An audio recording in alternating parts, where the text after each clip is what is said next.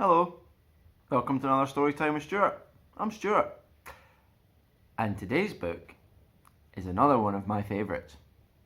Maybe not my favourite book, but one of my favourites. I first read it a couple of years ago when I worked in England. To all those people that I used to work with, thanks very much. Today's book is called The Lion Inside by Jim Field and Rachel Bright, and it's got a lovely heartfelt message in it, and I hope you guys enjoy it. I'll begin. In a dry, dusty place where the sand sparkled gold stood a mighty flat rock, all craggy and old. And under that rock, in a tiny full house, lived the littlest, quietest, meekest brown mouse. He was so very tiny, so incredibly small, that nobody noticed him ever at all. He got trod on and sat on and missed out for stuff, ignored and forgotten. Yes, mouse life was tough. Meanwhile, far above, on top of the rock, times were quite different. It was Lion O'Clock. This huge, toothsome creature made sure everyone saw how important he was by how loud he could roar.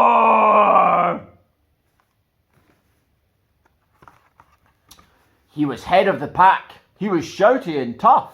He loved showing the crowd he was made of strong stuff.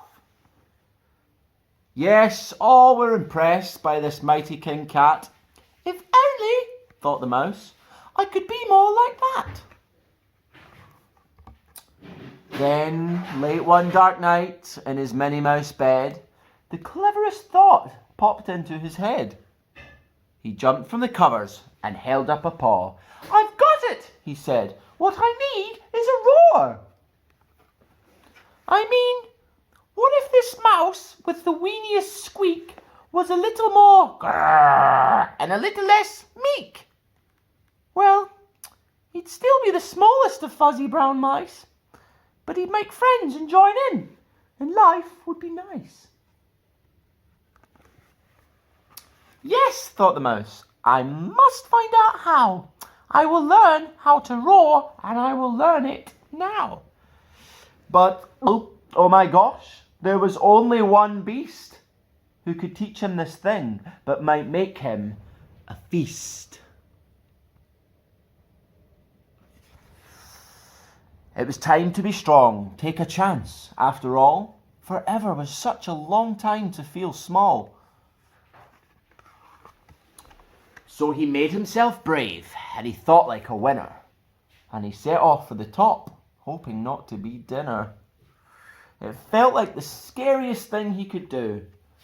But if you want things to change, you first have to change you. The further he climbed, the closer he got to the slumbering lion reclining on top. Then at last, as he stood on his tippity toes, he found himself suddenly nose to nose. Pardon me. Wake up, Mr. Lion. You've got company. Squeak, Mr. Lion. What I've come to you for is, do you think you could teach me your roar?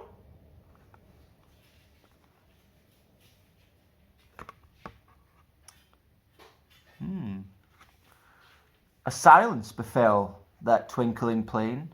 Lion opened his eyes, and he puffed out his mane. Time slowed right down. Why, it felt like a week. Then he opened his mouth, and he let out an eek! The lion was shaking, his paws all a-fumble. He was backing away with a scrambling tumble. Don't hurt me, he whimpered. Oh, try to be nice. Well, my goodness, this lion was frightened of mice. Don't worry, Mouse peeped. I'm a friend, not a foe. Let's Let's rock this together. We'll have fun, don't you know? That was a magical moment for sure. When Mouse didn't feel at all small anymore. He had found his true voice and learned to speak out. And for that, you don't need to roar or to shout. And from that day and always, the two were a pair. They both liked that rock better. Now that rock was to share. The mouse, while still little, felt big in his head. And Lion, he still roared, but with laughter instead. Yes, that day they both learned that no matter your size, we all have a mouse and a lion inside. The end. That was a lovely, lovely book. The Lion Inside by Rachel Bright and Jim Field. Thanks, Rachel and Jim. Love the book. One of my favourites. If you like that story, or you like any of the other stories on Storytime with Stuart, please feel free to share the page, to like, subscribe, comment, like the YouTube channel, subscribe to it. Yeah, just to get Storytime with Stuart a bit more out there, and give the opportunity to children and adults to just enjoy a good story. So yeah, thanks very much, and see you next time on Storytime with Stuart. Bye.